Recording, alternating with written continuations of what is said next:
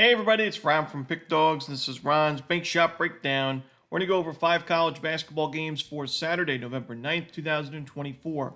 And if you like what you see, make sure to give this video a big thumbs up and subscribe to our channel. Don't forget to put your college basketball picks in the comments section below. And if you're looking for my best bets, including my college basketball Bank Shop best bet, you can find those at the Premium Picks tab at pickdawgz.com. There's also a link in the description. Alrighty, here we go. Here are the games for Saturday in college basketball. First up, we see Quinnipiac and St. John's. This one's going to be 2 p.m. Eastern on Fox Sports 2. Now, Quinnipiac opened its season with a blowout loss to Yale, and it was a really tough showing in that. When I watched that game, didn't look anything like the Quinnipiac team from last year that won the regular season title in the MAAC. And yes, they lost some production, but returned a good amount of some of the key players in both the bench and the starting lineup. But really just did not look great in that one. And they bounced back against their subdivision opponent in Game 2, but I really don't love this matchup now on the road against the St. John's team that's loaded talent-wise, had big expectations going into the year under Rick Pitino, and they delivered in that first game, the home opener, season opener against Fordham. It was a 92-60 blowout win and cover. Just a strong game in all facets of the game for St. John's. Defensively, they were efficient. They forced 19 turnovers. And on offense, I mean, this team shot 67.5% from two-point field goals, cashed in some three-pointers, got to the free throw line, had 10 offensive rebounds. They did a good job at limiting turnovers. And I just think St. John's, especially when they're facing some inferior opponents early this season, they play Quinnipiac here, they play Wagner next up. I just think they take care of business and win these games in blowout fashion. They'll have much more tougher matchups coming up with New Mexico, Baylor, Georgia, Kansas State, and some neutral site and home games later on. But in this matchup, I got to lay the points with St. John's at home.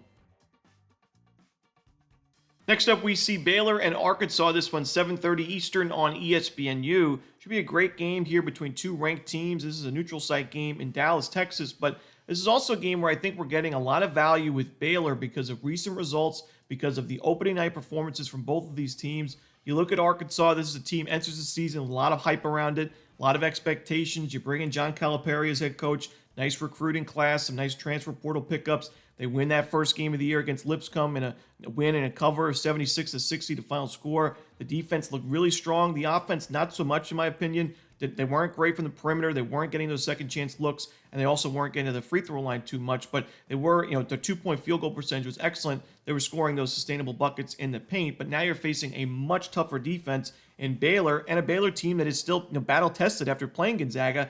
Yes, it was an absolute blowout loss. We took Gonzaga in that game, 101-63, the final on national TV. But because of that lopsided score, because of that loss, Baylor, we're getting a great price for them. And I think still Baylor is the better team in this game. I expect Arkansas to be a very competitive team in non-conference play and in the SEC and beyond.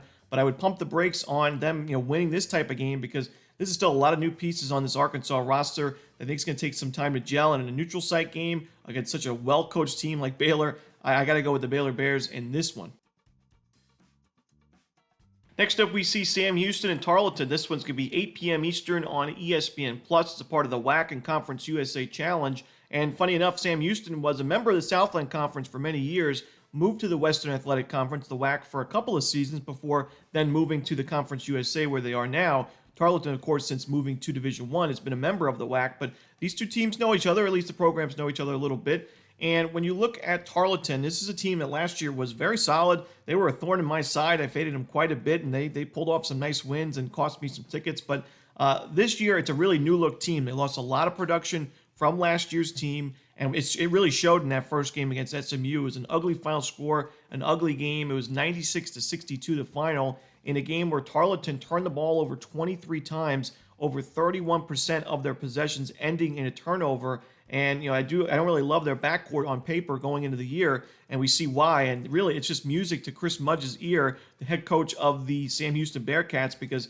when you look at Sam Houston since the 2015 season, this team has been in the top 100 in turnover percentage defensively every single year. They're a very aggressive defense. They force a ton of turnovers. That's their bread and butter defensively. We see that with a few WAC and former WAC teams like Sam Houston. A team like Abilene Christian comes to mind, but Sam Houston, that first game against Nevada, while it was a loss and it was giving up 91 points is not great.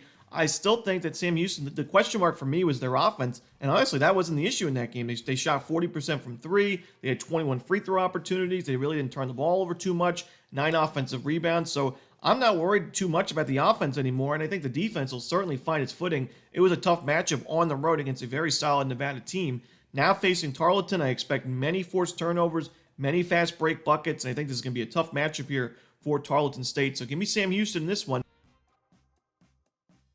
Next up, we'll stay in the WAC and Conference USA Challenge. I love my WAC conference, especially non-conference play when they're taking on other teams. But this one's Liberty and Seattle, and it's 8 p.m. Eastern as well on ESPN+. And Seattle's loss to Eastern Washington was really concerning for me. Eastern Washington this year they lost a lot of production from last year's roster. They lost all 5 of their starters from last year. It looks to be a rebuilding year for Eastern Washington, and while they've been more competitive than expected, I still don't think it was a great loss at all. For Seattle, they were an 8-point favorite on the road. They lost outright by 7. And beyond that, when you look at that game, Seattle actually shot 54.5% from 3, 12 of 22 from the perimeter, and still lost that game by those 7 points. And their defense really struggled in that one.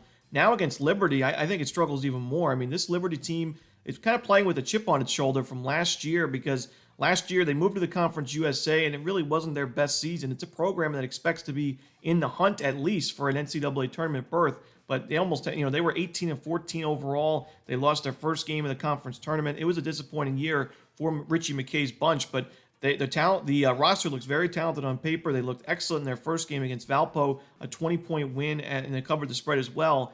I think Liberty on both sides of the ball is the much better team in this game. I think Seattle could be in store for a rough season. So give me Liberty in this one. I'm going to lay the points. Tennessee and Louisville, this one 12 p.m. Eastern on the ACC Network. This should be a great game to start the day in college basketball. And Tennessee may be ranked 12th in the AP polls. I think they suffer their first loss of the season to the KFC Yum Center. As Louisville, this is a stacked roster. Pat Kelsey takes over. It's a new look team, a new system. And, Louisville back in 2023, they only won 4 games. They improved to a modest 8-24 last year. But this year's team is very, very talented and also very experienced. A lot of transfer portal pickups from all over the country, really talented players. Now, sometimes I would say most times, hesitant backing these types of teams early in the season because I think it's going to take some time to gel. It's some great players, but they're from all over the place in all different systems. But Pat Kelsey is one of those coaches that I have a lot of faith in even early in the year. And we saw in their opening game against Morehead State, 93-45 blowout win.